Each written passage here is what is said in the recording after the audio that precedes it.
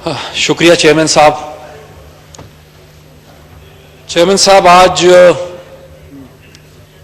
हम डिबेट कर रहे हैं एक ऐसे वक्त पे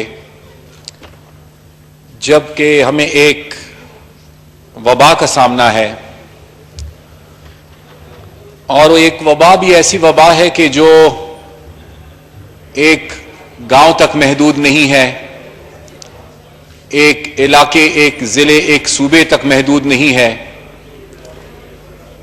एक मुल्क तक महदूद नहीं है, अपोजिशन तक महदूद नहीं है, हुकूमत तक महदूद नहीं है, किसी एक बरसगीर तक महदूद नहीं है, बल्कि उसने आज सारी इंसानियत और पूरी दुनिया को मुतासिर किया हुआ है।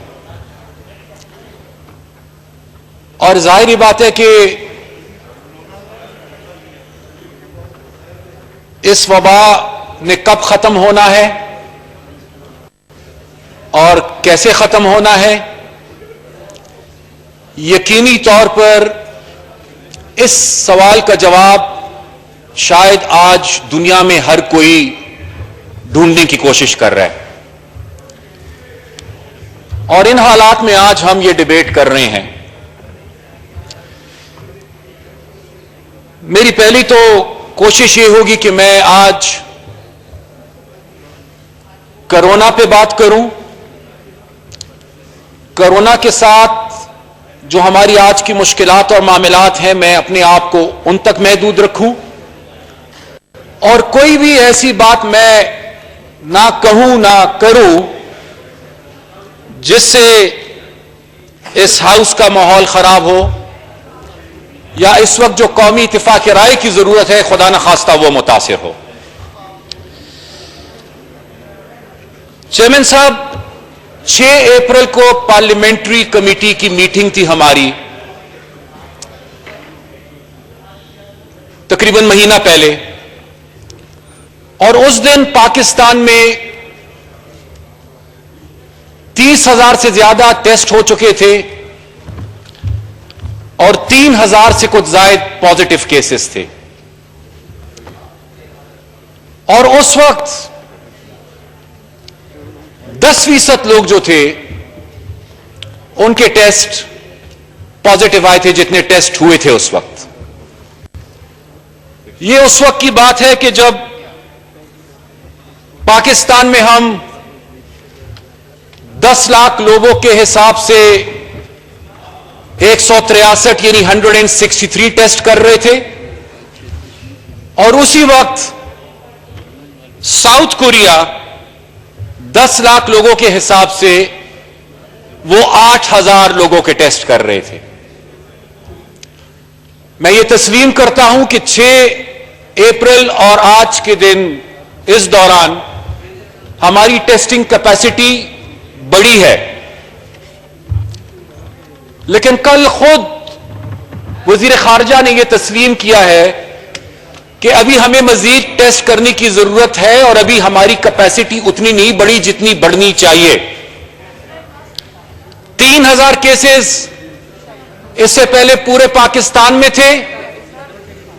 महदूद टेस्ट के बावजूद आज 5,000 से ज्यादा केसेस सिर्फ खैबर पुख्तनख्वा में है, और यह भी एक तल्ख हकीकत है कि सबसे ज्यादा इस वक्त जो अमवात हो रही है वो भी खैबर पुख्तनख्वा में हो रही है। इसलिए जरूरत इस बात की है चेयरमैन साहब कि हम टेस्ट करें, जितने ज्यादा हमें पता लग सकेगा कि हम किस तरफ जा रहे हैं। बिलखुसूस जो हमारे हॉटस्पॉट्स हैं, इस वक्त कराची है, लाहौर है, पेशावर है, उन जगहों पे हमें टेस्ट करने होंगे, अफेक्टेड एरियाज में भी करने होंगे, और रैंडम टेस्टिंग की तरफ भी हम जा रहे हैं और मजीद जाना होगा। मेरे मौजूद कलीग्स यहां तशरीफ फरमा है। आज ये सवाल मैं आप सबसे करता हूं कि अगर आपके इलाके में किसी में भी कोई अलामात जाहिर होती हैं या ज्यादा या कम, आया यह हकीकत नहीं है कि अक्सरियत लोग आज भी टेस्ट कराने से घबराते हैं? लोग खुद टेस्ट कराने नहीं जा रहे। आज भी ये हालात है। मेरे ख्याल से मैं तो नहीं था, शायद मेरी गैर मौजूदगी में साबका वजीर आजम साहब ने मर्दान का जिक्र किया था। मैं ये भी आपके सामने सवाल रखना चाहूंगा चेयरमैन साहब कि आज तो हम यहां एहतियात कर रहे हैं, फासले पे बैठे हैं, एक दूसरे से गले नहीं मिल रहे, हाथ नहीं मिला रहे। मैं ये भी सवाल रखना चाहूंगा कि हमारे इलाकों में आया आज भी इस वक्त जब यह डिबेट जारी है, लोग एक दूसरे से हाथ मिला रहे हैं कि नहीं मिला रहे? लोग एक दूसरे से गले मिल रहे हैं कि नहीं मिल रहे? बाजारों की आज क्या सूरत हाल है? यह मैं इसलिए नहीं कह रहा कि मैं ये कहूं कि यह सारी हुकूमत की गलती है।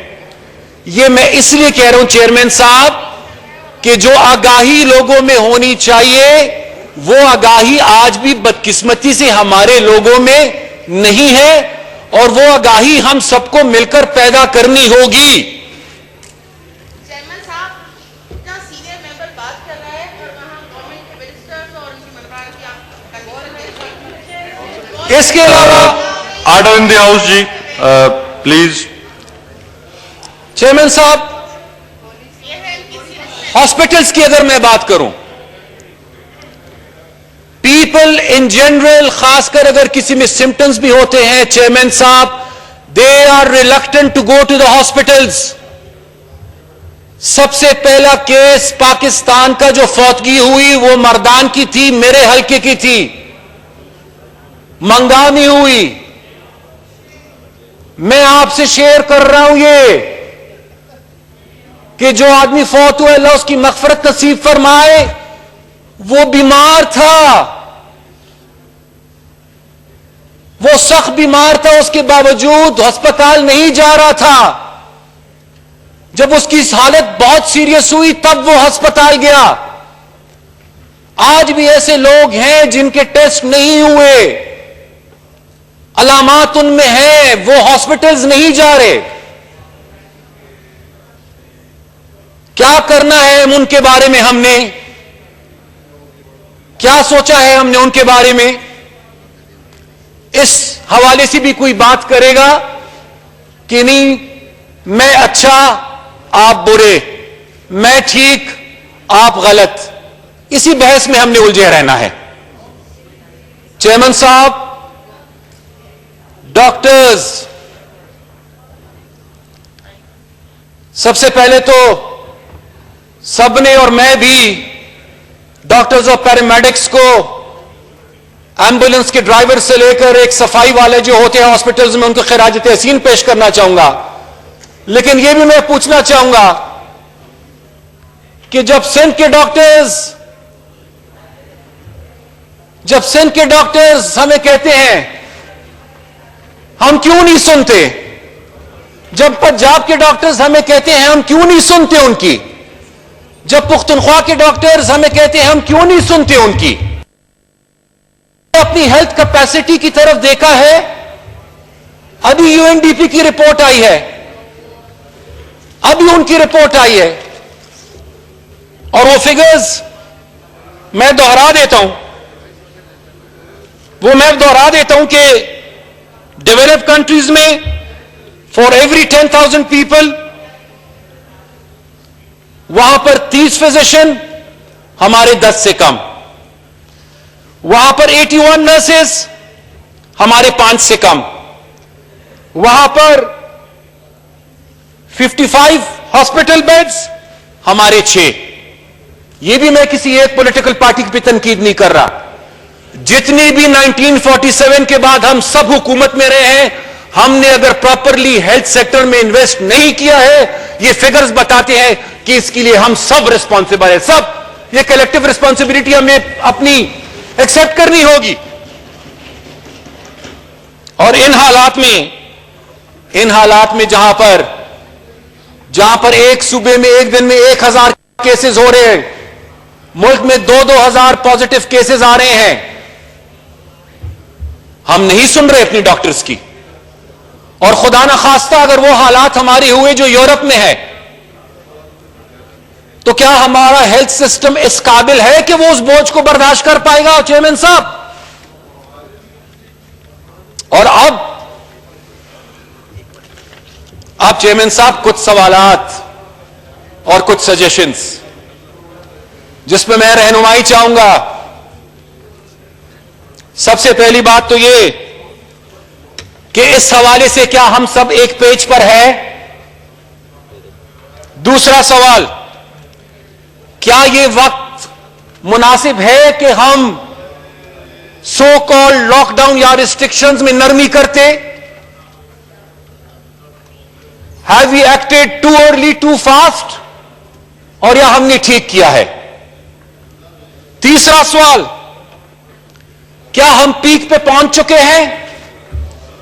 चौथा सवाल, क्या पाकिस्तान में जो कर्व है वो फ्लैट हो चुका है?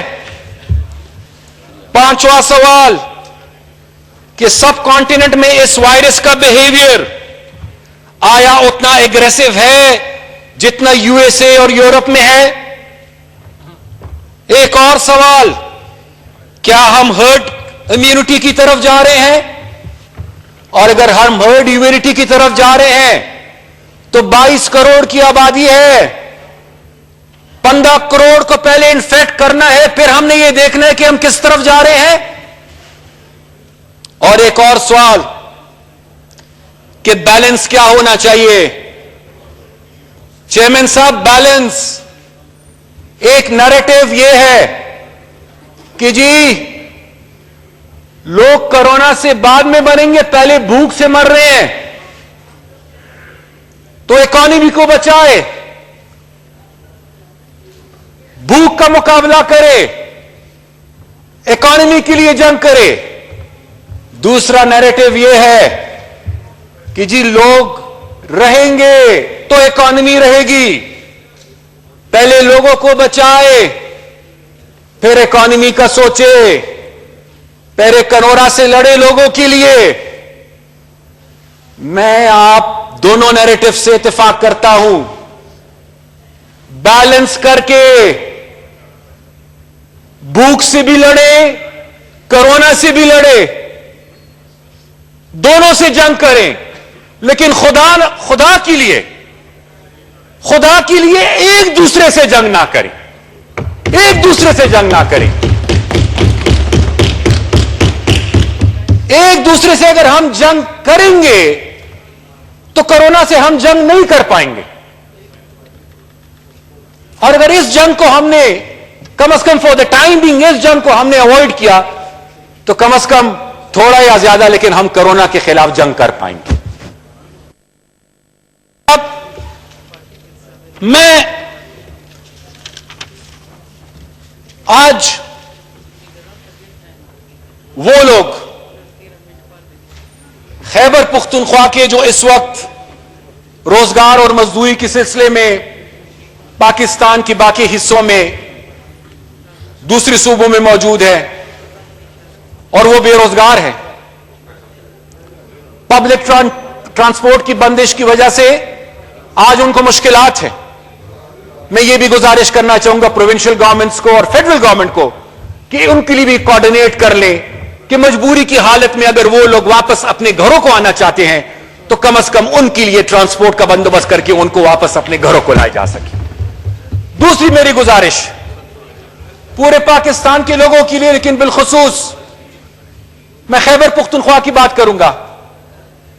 बहुत बड़ी तादाद में हमारे लोग इस वक्त गल्फ स्टेट्स में है, इंडोनेशिया में है, मलेशिया में है, बाहर के ममालिक में है। हम यहां पर यह कोशिश कर रहे हैं कि सोशल डिस्टेंसिंग करें। मैं आप सबसे यह गुजारिश करूंगा कि आपके अगर कोई भी जानने वाले हो जो वहां पर मेहनत मजदूरी कर रहे हो, प्लीज अगर उन्होंने आपसे राब्ता नहीं किया आप उनसे राब्ता कर लें। सबसे पहले तो वो इस वक्त बेरोजगार हो चुके हैं। जो पैसे वो अपने घरों को भिजवाते थे, यहां पर उनके घरों का गुजारा होता था, अब वो नहीं कर पा रहे। वो जिन हालात में वहां पर रह रहे हैं, एक एक छोटे कमरे में 8-8, 12-12 आदमी, अगर किसी को नहीं ये भी इन्फेक्शन तो हो जाएगा। और अगेन मैं ये तनकीद नहीं कर रहा, सिर्फ आपको बता रहा हूं, प्लीज उनको लाने में जल्दी कर लें और पीआईए को कम से कम इतना कह दे कि अगर उनसे कम कराया नहीं ले सकते तो कम से कम जो पहले कराया था उससे ज्यादा कराया कम से कम उन लोगों से ना लिया जाए इन हालात के अंदर। उनकी बहुत सारी मुश्किलात है इस वक्त और रोजाना की बुनियाद पर वो राब्ते कर रहे हैं इस वक्त। मैं कत्तन इस इशू पे बात नहीं करना चाह रहा था, लेकिन चूंकि कोरोना के साथ इसको लिंक कर दिया गया और वो है 18th अमेंडमेंट। चेयरमैन साहब, 18th अमेंडमेंट तसलसल है 1973 की कॉन्स्टिट्यूशन की। 1973 की कॉन्स्टिट्यूशन में प्रोविंशियल ऑटोनॉमी को गारंटी किया गया था, एक टाइम लिमिट, एक टाइम फ्रेम दिया गया था और फिर बहस यह शुरू हो जाती है कि जी फाइनेंशियल स्पेस कम है 18th अमेंडमेंट की वजह से। पहले यह तो देख ले कि एनएफसी अवार्ड जो आखिरी था वो पहले हुआ था कि 18th अमेंडमेंट पहले हुई थी? 18th अमेंडमेंट बाद में आई थी, उससे पहले एनएफसी अवार्ड हुआ था और उस एनएफसी अवार्ड के नतीजे में मरकज का हिस्सा कम हुआ था और सूबों का हिस्सा बढ़ गया था। 18th अमेंडमेंट के नतीजे में आपने सूबों को मजीद इख्तियारात दी गई हैं, सब्जेक्ट्स डिवॉल्व हो गए हैं। चेयरमैन साहब, अब बात होगी ये नहीं कि सूबों के वसाइल कम होने चाहिए, क्योंकि सूबों की रिस्पॉन्सिबिलिटीज 18th अमेंडमेंट के नतीजे में बढ़ गई है और हर एक रिस्पॉन्सिबिलिटी के साथ कनेक्टेड फर्ज आपका बनता है। तो सूबों के वसाइल, this is for the chief ministers and for the provinces to say. अभी तो मेरे ख्याल से शायद ऑनरेबल सदर मुमलिकत साहब ने कॉन्स्टिट्यूट कर दिया 10th एनएफसी अवार्ड के हवाले से उन्होंने कमीशन, लेकिन सूबों की डिमांड ये नहीं होगी कि हमारे वसाइल कम करें। डिमांड ये होगी कि 18th अमेंडमेंट के नतीजे में हेल्थ डिवॉल्व हुआ है, एजुकेशन डिवॉल्व हुआ है, सब्जेक्ट्स आए हैं, सूबे के हिस्सों को कम नहीं होना चाहिए, सूबे के हिस्सों को बढ़ना होगा और यही डिमांड प्रोविंसेस की तरफ से आएगा। आप देख लीजिएगा फिर, लेकिन इसको लिंक ना करें, क्योंकि एनएफसी अवार्ड पहले हुआ था और 18th अमेंडमेंट बाद में हुआ था। और मैं ये कहूंगा कि प्लीज इस वक्त ऐसे मसलों को ना छेड़ा जाए जिससे हमारी यूनिटी मुतासिर होती हो। आखिर में चेयरमैन साहब, आखिर में इस वारिस ने जिस तरह मैंने पहले कहा, इसने हर एक चीज को मुतासिर किया है, इस पार्लियामेंट को मुतासिर किया है। आज देख लें, हमें सियासत को मुतासिर किया है, मईशत को मुतासिर किया है, रोजगार को मुतासिर किया है, मजदूर को मुतासिर किया है, ताजिर को मुतासिर किया है, सरमाएदार को मुतासिर किया है, अदालती निजाम को मुतासिर किया है, हुकूमती निजाम को मुतासिर किया है। इसलिए सोच समझकर मजीद फैसले हमें करने होंगे और मैं उसी तरफ आ रहा हूं। आपने पाबंदियों में नरमी कर दी, हो गया फैसला। अब मेरे ख्याल से क्या होना चाहिए, अब हमें यह देखना होगा अपनी टेस्टिंग कैपेसिटी को बढ़ाते हुए जितना भी हम बढ़ा सकते हैं, यह देखना होगा कि इनिशियली हमारे जो परसेंटेज था इफेक्टिव का, पॉजिटिव केसेस का 10% था, रिस्ट्रिक्शंस के नरमी के बाद 10 से हम कितना आगे बढ़ रहे हैं, मोर्टेलिटी रेट हमारी कहां जा रही है, सीरियस पेशेंट्स कितने हैं। अगर हम अगर हम रेड लाइन को क्रॉस नहीं कर रहे या रेड लाइन की तरफ नहीं जा रहे तो ठीक, और अगर हम रेड लाइन या रेड जोन की तरफ जा रहे हैं तो फिर हमें अपने फैसलों पर नजरसानी करनी होगी। और right now we have to live with this virus for the time being, जब तक वैक्सीन नहीं आता। लेकिन एक दिन इसने खत्म भी होना है, इस वायरस ने। आप सबकी कलेक्टिव विजडम के लिए, जिस तरह पहले इंसर्जेंसी के वक्त, टेररिज्म के वक्त पोस्ट क्राइसिस नीड्स असेसमेंट, मेरे ख्याल से जरूरत है इस वक्त प्रोविंसेस को भी और फेडरल गवर्नमेंट को भी कि फौरी तौर पर short term, medium term, long term post corona needs assessment पर भी हम अपनी तवज्जो कर लें। देख लें हम कि जब ये सब कुछ गुजर जाएगा उसके बाद हमने फिर क्या करना है। चेयरमैन साहब, आपका मशकूर हूं कि आपने मुझे मौका दिया, और अपनी कलीग्स का भी मशकूर हूं कि उन्होंने सब्र और तहम्मुल के साथ मेरी बात को सुना। और एक बार फिर मैं प्लीज इस बात को फिर अपनी मैं दोहराऊंगा कि आज अगर हम इस हाउस में बैठे हैं और हमने बात करनी है और करेंगे, तो हम अपनी अपनी पॉलिटिकल पार्टी के नुमाइंदों की हैसियत से बात ना करें, बल्कि हम पाकिस्तान की अवाम की नुमाइंदों की हैसियत से बात करें। शुक्रिया। चौधरी साहब, अपने